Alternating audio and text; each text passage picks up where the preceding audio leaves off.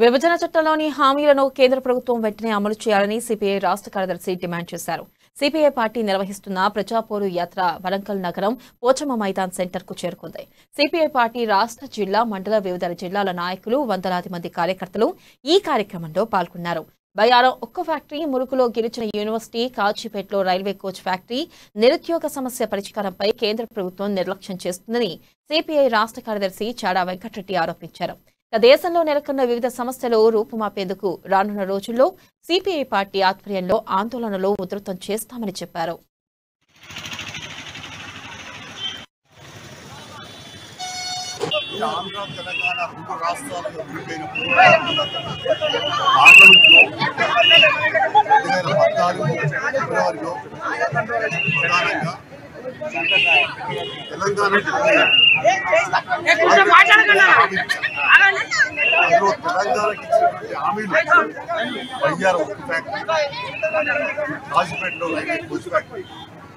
ములుగులో గిరిజన గురుకుల పాఠశాల యూనివర్సిటీ